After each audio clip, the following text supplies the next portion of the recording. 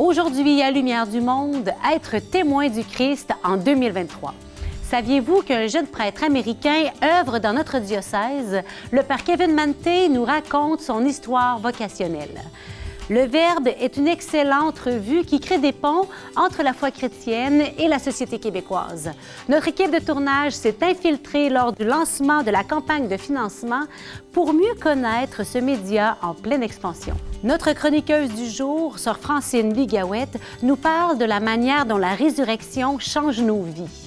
Et après les 6 capsules du Carême, le cardinal Lacroix nous offre une capsule de Pâques. Il nous invite à croire avec les yeux du cœur. Bonne émission!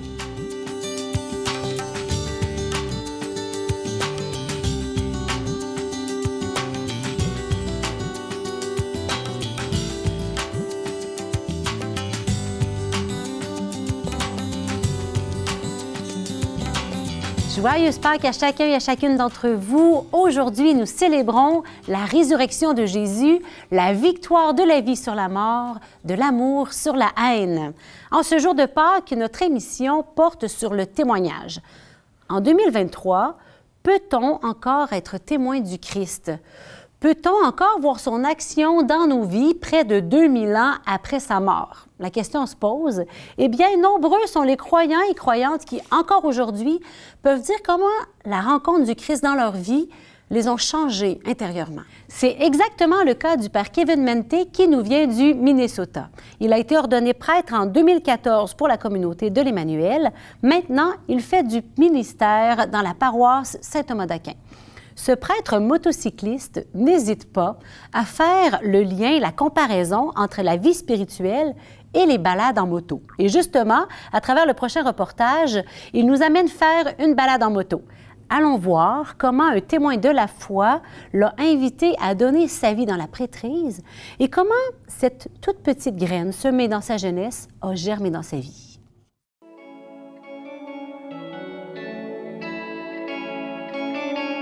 Moi, je m'appelle Kevin Manté, je suis prêtre des États-Unis d'origine. Présentement, je suis vicaire à la paroisse Saint-Thomas d'Aquin avec la communauté de l'Emmanuel et j'aime beaucoup faire de la moto.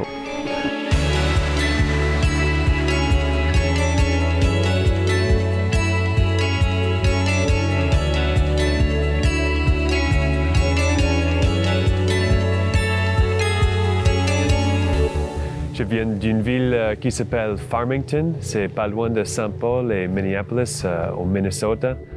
Et j'ai grandi dans la foi catholique, on est allé tous les dimanches à la messe. Mais un jour, j'étais dans un camp de scout et l'aumônier nous a demandé de penser d'être prêtre.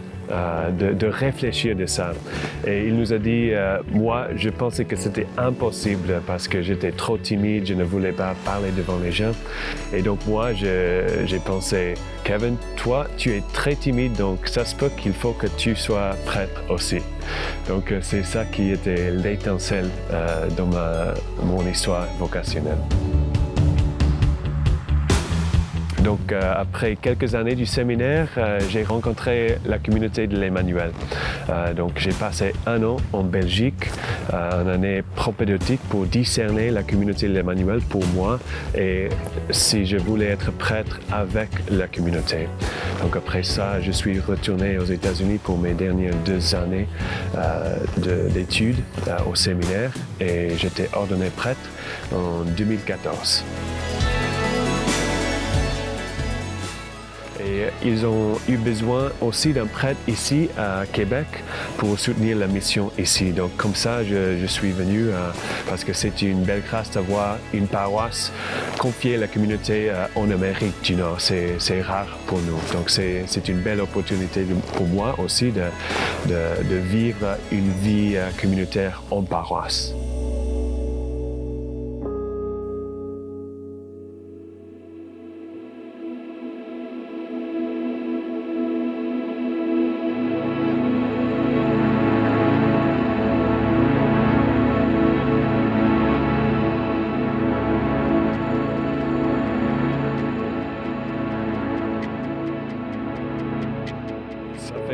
Juste 3 ou 4 années que je fais la moto en fait, mais à chaque jour que je pouvais, je suis allé à moto à l'école secondaire où j'étais aumônier. Donc ça, c'était une bonne 20 minutes ou un petit détour de 40 minutes des fois pour arriver à la maison. Mais pour moi, j'aime beaucoup les voyages, les longs voyages. Donc je suis allé de Minnesota à New York avec toutes mes choses pour la mission là-bas de New York ici à moto. Et puis j'ai retourné au Minnesota aussi à moto. Donc j'aime beaucoup les longs voyages comme ça.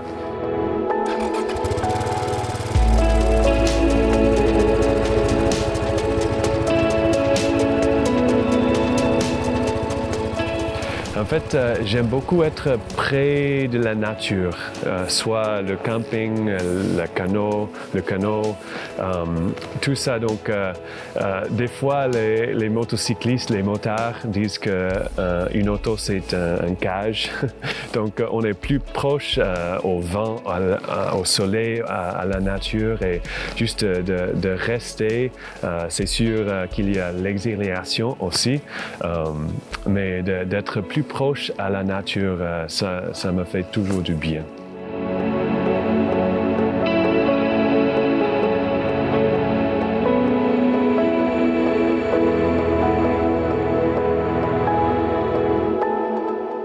En fait, il y a un principe qui est très intéressant par rapport à la vie spirituelle.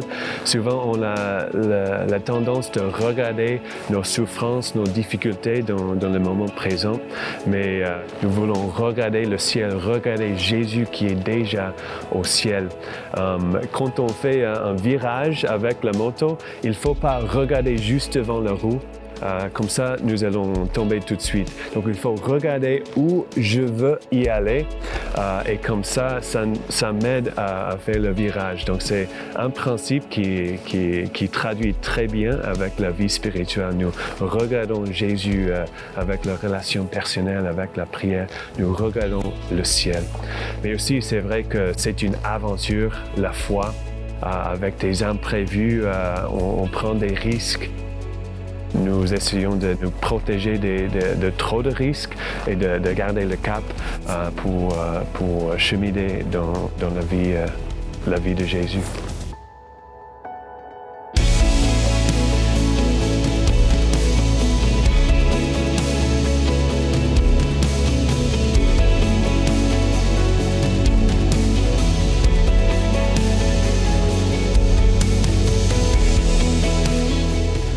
Je le trouve très belle ici parce que nous avons au Vieux-Québec un peu de l'Europe et l'histoire ça fait des siècles que les bâtiments sont là, la culture est là, plusieurs siècles. Mais aussi, tout près, on a le bois, on a le fleuve et la beauté que ça nous donne aussi. Donc, on a plus de variétés qu'au Minnesota. Au Minnesota, nous avons beaucoup de lacs, mais c'est souvent très plat. On a beaucoup de bois. Mais ici, nous avons le fleuve qui est tout près des montagnes et la diversité que ça amène aussi.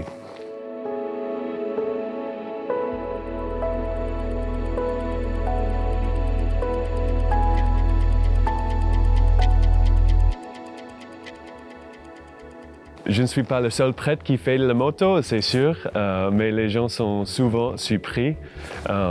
Mais c'est vrai que c'est une belle opportunité pour la mission aussi de rencontrer des autres motards, des autres personnes qui souvent ne viennent pas à l'église. Donc, c'est une opportunité de sortir des quatre murs pour rencontrer des gens. Mais aussi, ça crée des discussions souvent quand les gens voient mon jacket ou les choses comme ça. Ça crée une autre manière d'accrocher avec une personne pour commencer une belle discussion et ça peut mener à la foi aussi.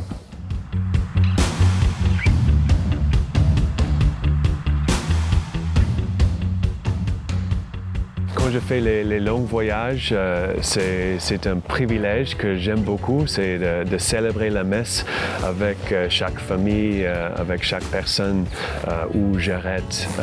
Et donc, c'est vraiment une image de pèlerinage. On chemine ensemble vers le ciel et c'est comme des petits arrêts sur la route pour rester, pour reposer, pour prier ensemble, pour nous aider à avancer dans le chemin vers le ciel.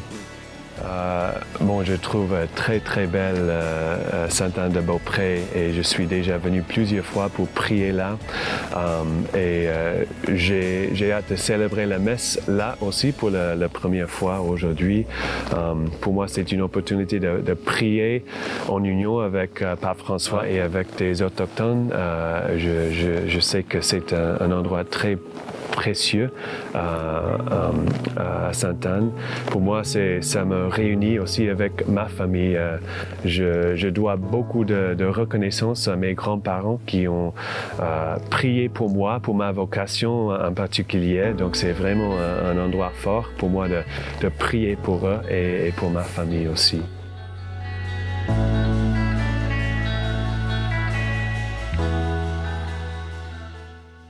La première chose qui m'étonnait, c'était l'histoire religieuse catholique, parce que c'est souvent très différent aux États-Unis, mais j'ai vu la moitié des rues, c'est le nom d'un saint ou une sainte.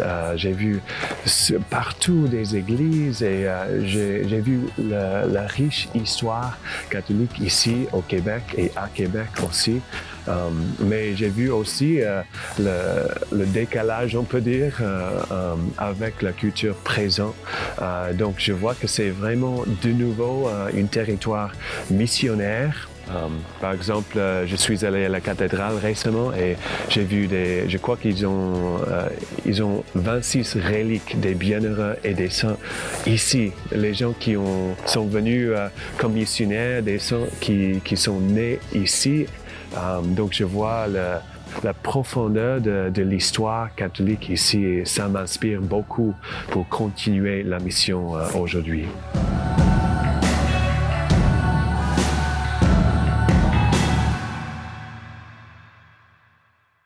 Le Verbe Média, vous connaissez? Il y a des bonnes chances que vous connaissiez au moins son rédacteur en chef, M. Antoine Malenfant, qui est l'un de nos chroniqueurs réguliers.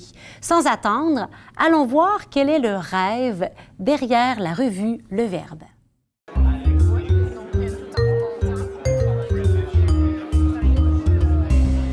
Antoine, c'est quoi le rêve derrière Le Verbe? Le Verbe, c'est un média catholique qui a pour mission de témoigner de l'espérance chrétienne dans le monde d'aujourd'hui. Hein. Et pour ça, le rêve qu'on porte, ou disons la vision qu'on a, là, c'est de diffuser des témoignages, des reportages qui portent cette espérance-là. Alors, on va aller sur le terrain beaucoup. Nos journalistes sont déployés à la grandeur du Québec et même au-delà pour aller rencontrer les gens. La campagne là, de financement qu'on fait là, c'est « Faites le lien ». C'est ça le thème. Nous, c'est ce qu'on fait. C'est dans notre ADN de faire des liens. On fait des liens avec les gens sur le terrain, les gens qui témoignent de leur amour de Dieu, les gens qui témoignent de leur situation aussi, quelle qu'elle soit. Et on prend ces reportages-là, ces témoignages-là, et on les diffuse sur toutes nos plateformes vidéo, nos médias écrits, sur le web, sur les réseaux sociaux, et on rejoint les gens là où ils sont. Parle-moi, Simon, de l'expansion, la croissance du Verbe ces dernières années. C'est impressionnant. Le Verbe a une expansion phénoménale, presque miraculeuse depuis ses 6-7 ans d'existence. Au tout début, on rejoignait environ 3000 personnes par année. L'an passé, on a rejoint 800 000 personnes, des francophones partout au pays, majoritairement au Québec. Et je pense que ça montre qu'il y a une réelle soif pour les questions de sens, les questions de spiritualité dans le monde d'aujourd'hui. C'est pas vrai que l'Église est morte, c'est pas vrai que les gens ne s'intéressent plus à la parole de Dieu. c'est vraiment fascinant tout le retour qu'on reçoit depuis quelques années. J'allais dire on croule sous le courrier, là, mais c'est des courriels, là, ils en rentrent tous les jours. Des gens qui nous découvrent pour la première fois, qui tombent en amour avec nos contenus, qui voient quelque chose de rafraîchissant, une église qui est vivante. Ce qu'on reçoit beaucoup comme commentaires, c'est des gens qui, ça les aide dans leur foi, ça les aide dans leur cheminement et c'est étonnant, peu importe d'où ils partent. Il y a des gens qui sont très impliqués, qui ont une foi très active, là, très pratiquants. Ils vont trouver une certaine nourriture aussi dans nos contenus. Mais moi, ce qui me touche toujours, c'est quand on a des gens qui sont plus loin de l'Église ou qui ont laissé pour un temps ou qui n'ont jamais mis les pieds dans une Église et qui découvrent nos reportages, qui découvrent nos capsules vidéo pour la première fois et qui sont touchés, qui ont des fois même un premier contact avec le Christ ou avec l'Église par nos contenus et que ça les fait cheminer, ça les met en marche tranquillement, chacun à son rythme. Hein. Nous, on est un média, donc on propose, puis les gens prennent ce qui leur convient là-dedans.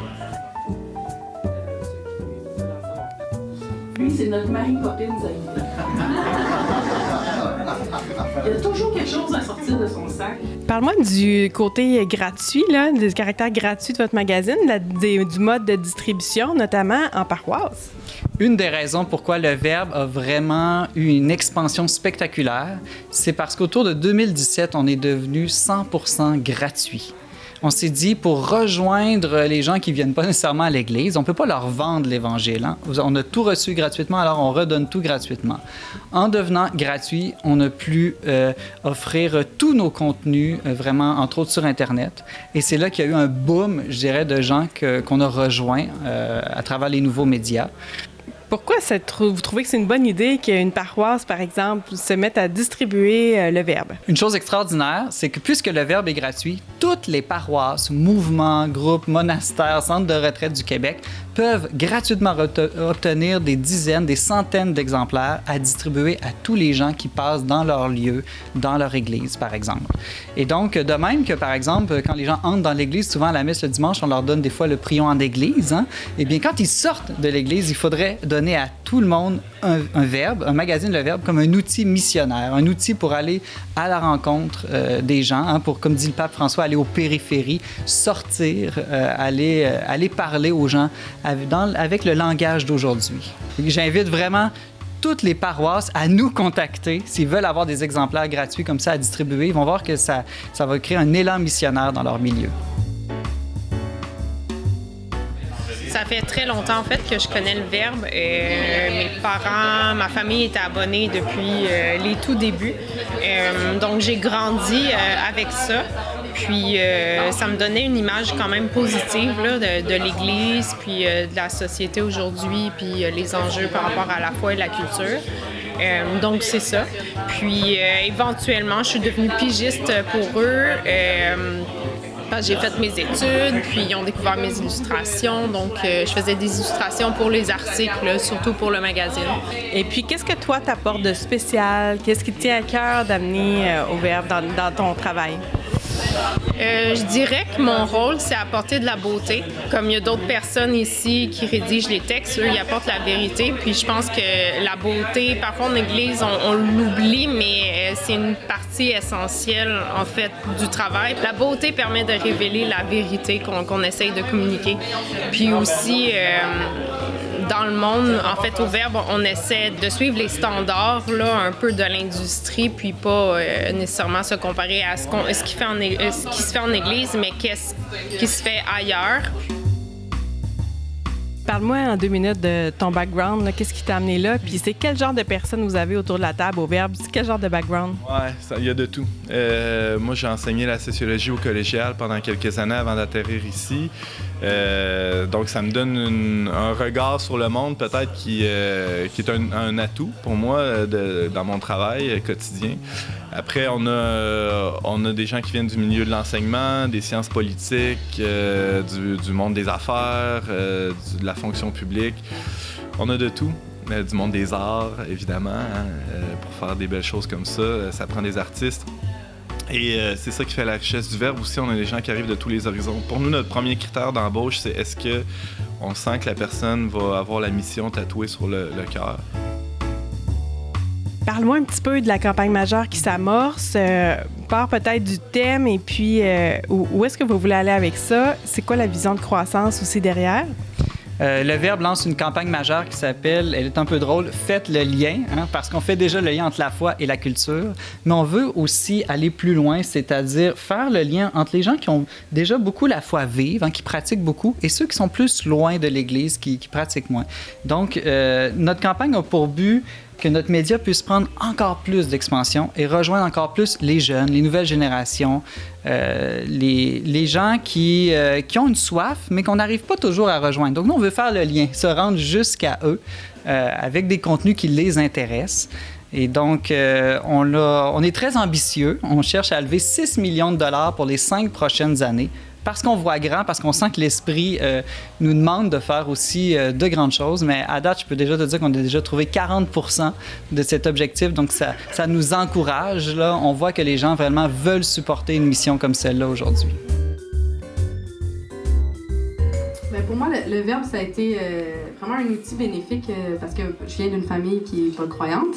Et c'est pas facile de parler de la foi dans ma famille, mais ça n'a jamais été gênant de laisser traîner un magazine du Verbe chez nous. Mes parents se sont abonnés, j'ai abonné mes grands-mères.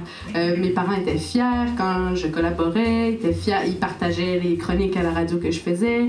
Et pas juste parce que j'étais leur fille, là, ils les écoutaient. Des fois, ils me laissaient arriver qu'ils m'ont posé des questions. Fait que c'était vraiment extraordinaire. Ça a été un outil pour moi de discussion, beaucoup. Non, mais je trouve ça intéressant parce que tu dis quelque chose que j'ai souvent entendu de plein de monde qui gravite autour du Verbe. C'est-à-dire que le Verbe sert à des jeunes pour évangéliser leurs parents et des fois même leurs grands-parents. D'habitude, on pense que c'est l'inverse, mais souvent avec le Verbe, ça se passe dans l'autre sens.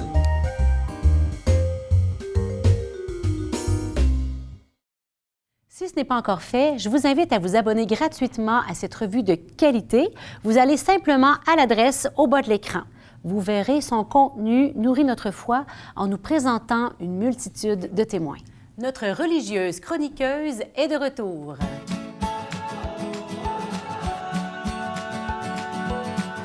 Bonjour, Sœur Francine. Bonjour, Geneviève. Joyeuse Pâques. Joyeuse Pâques à toi aussi, bon, bien sûr. Oui, alors justement, je crois que la fête de Pâques est importante pour vous.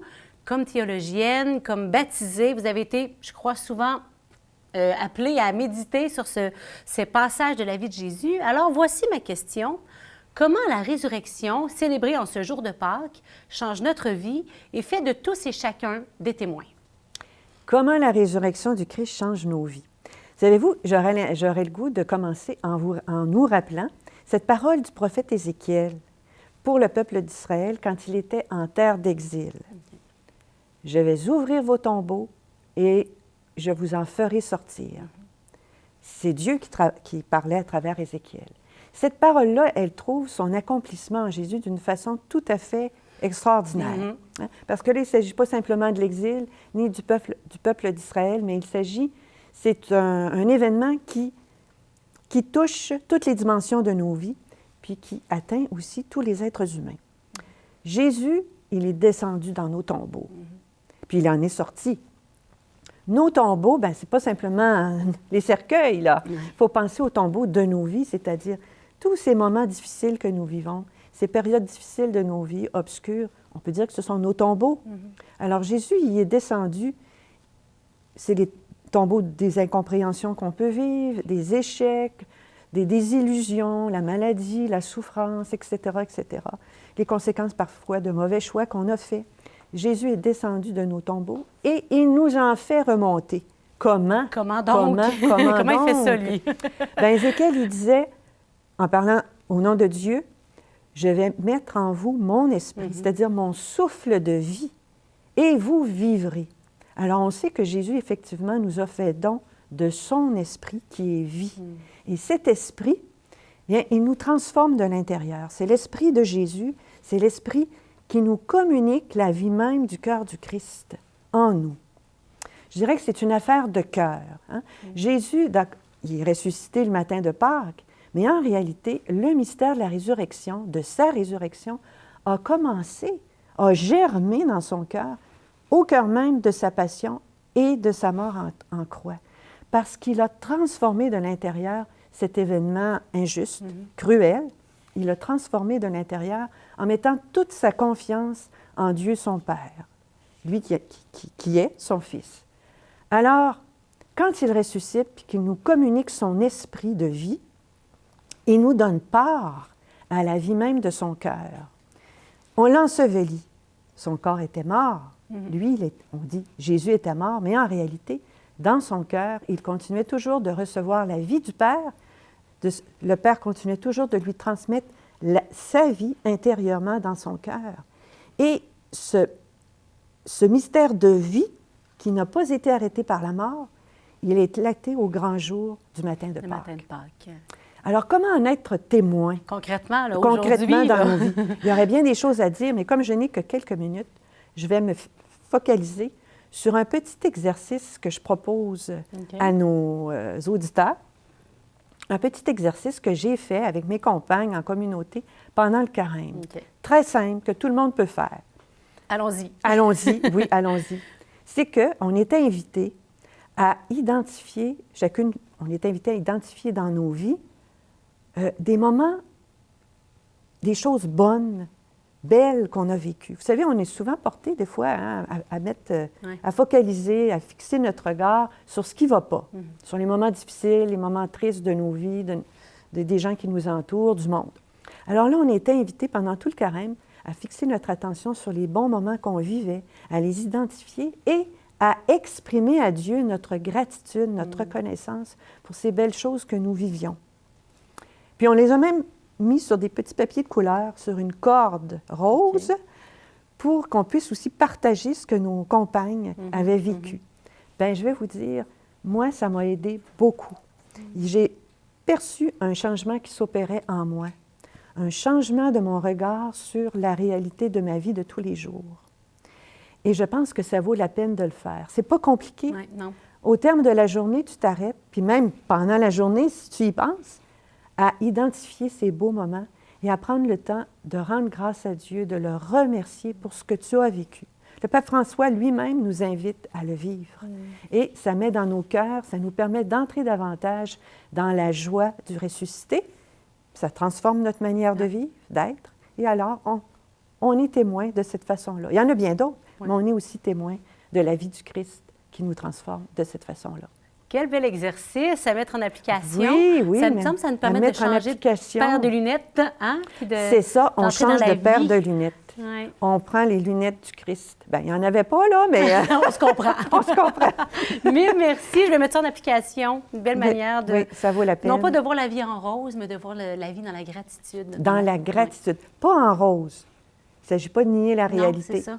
Mais dans la gratitude, ça nous donne une force intérieure nouvelle pour vivre, assumer les moments difficiles, les périodes difficiles de nos vies. Puis pour soutenir les autres aussi. Et soutenir les autres aussi. Merci beaucoup, Sœur Francine. Ça m'a fait bien plaisir. Une joyeuse Pâques à tout le monde.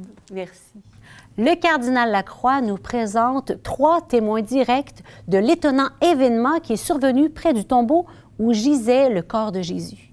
Leur cheminement dans la compréhension de ce que signifie la résurrection de Jésus n'est pas tellement différent du mien ou du vôtre. Allons voir.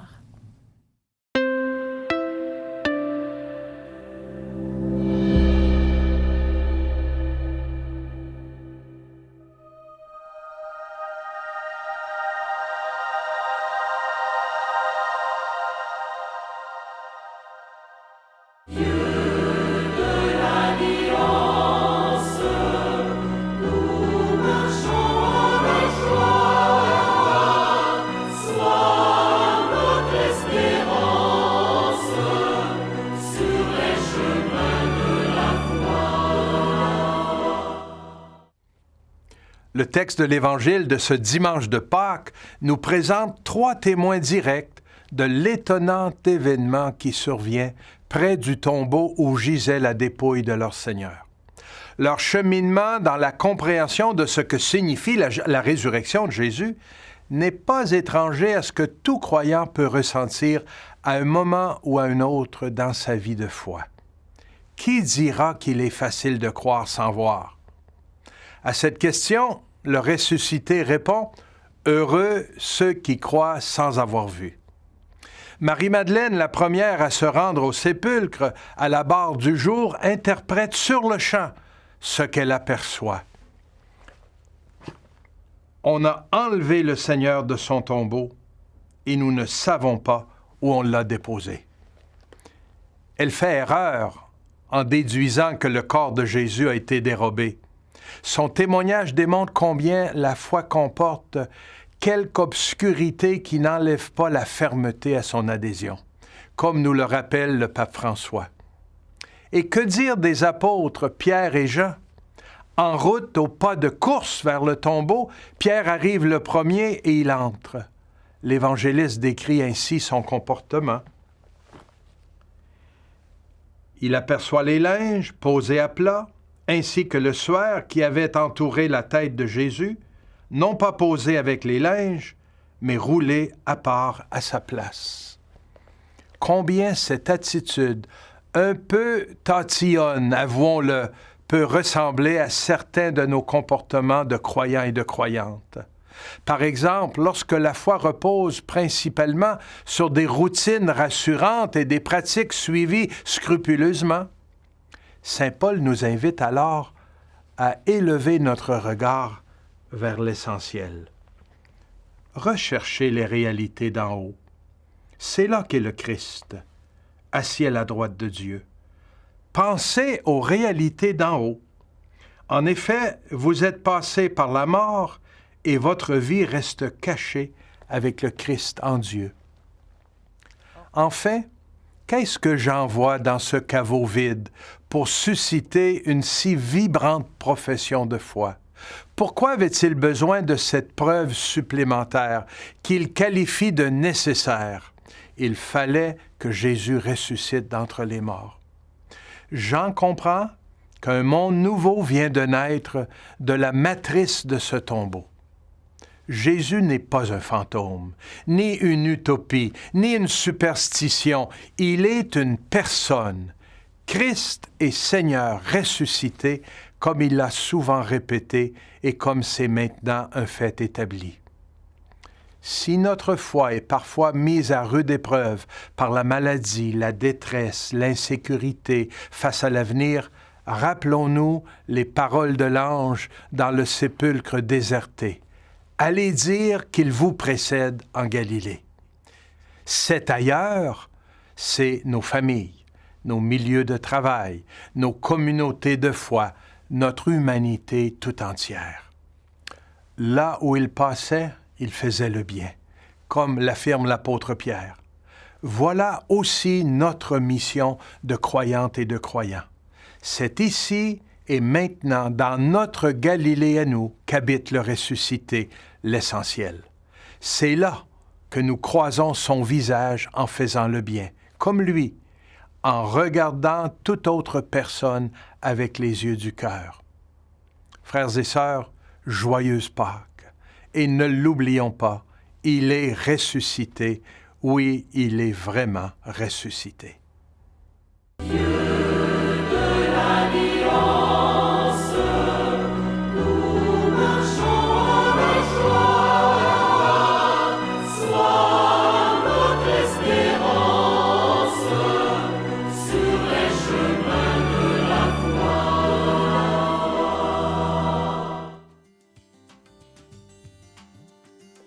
Notre prochaine émission nous lance un peu plus loin dans l'avenir. Saviez-vous que les fêtes du 350e anniversaire de fondation de notre diocèse s'ouvriront le 8 décembre prochain? Nous en entendrons davantage parler un peu plus tard, au courant de l'année 2023, mais dans notre prochaine émission, nous verrons déjà comment la préparation avance. Je vous souhaite une belle semaine de Pâques. Soyons des témoins du Christ ressuscité et rayonnons sa joie, la joie d'être attendus au ciel. Et moi, je vous dis à la semaine prochaine.